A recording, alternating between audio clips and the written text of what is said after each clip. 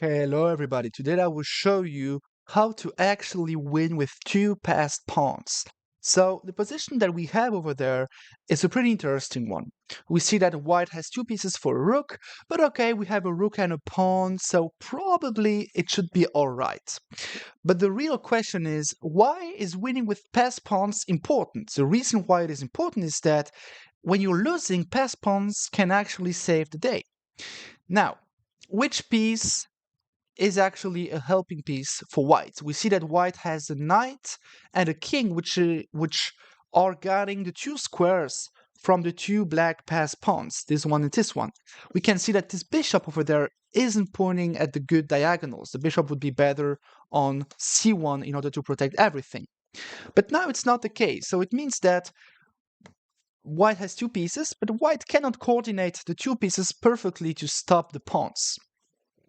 On the other hand, what do we have with the black pieces? What we have is just a rook, which means that we have to do something with our rook, which is stopping white from doing something. For example, if we go d2 right now, the knight can take it, or the king can take it at some point. It is the same if you go for b2. The knight can take it, or the king. So we have to play a move which will stop the two pieces from doing something. You can pause the video and try to think. Okay, so if you pause, it's good. If you didn't, it's all right. I will show you the first move. The first move is actually Rook c7. But what is this move doing? This move is actually threatening a fork. I'm sorry, not a fork, a pin. But because the knight is pinned, what we are also threatening is actually to win the knight. So black is already threatening to win.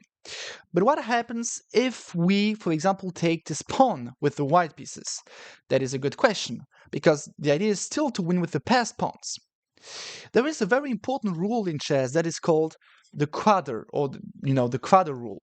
It is when you have a passed pawn, you have to look at the quadr that this pawn is actually creating, and if the opposite color king is in this quadr, it means that the king can stop it. For example, b2, king c2, b1, king takes b1. If the king was outside this quadr over there, it would mean that the white king wouldn't be able to stop the pawn when it will march forward. So which move right now is bringing the king out of the quadr? You can pause and try to think. Exactly. So the move is actually rook takes c4. Now, if white doesn't take that rook, then we're just up in exchange. So white has to take it, and now we will go for b2, and b1 is unstoppable. So why am I showing you that? Because winning thanks to some pawns, or thanks to some because of some passed pawns, is something that happens quite often in chess. That is why understanding all these patterns with passed pawns is not something that you should underestimate. This type of tactics that we just saw, rook c7 threatening to use the pin, then rook takes c4, bring the king out of the quadr.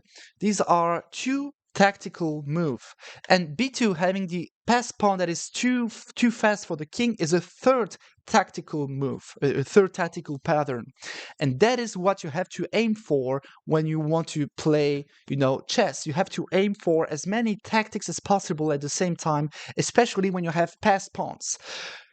The pawns can only move forward, so there is nothing too complicated to calculate. A pawn can either march forward or not march forward.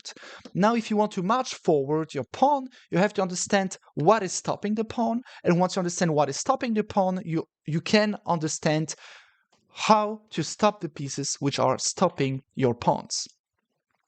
Thank you very much. If you have any more questions, just let me know in the comment section. I'd be more than happy to answer you. If you want me to explain you any more advanced stuff, just let me know. Like always, subscribe to the channel, share to anyone you know, and hopefully see you in the future. Take care.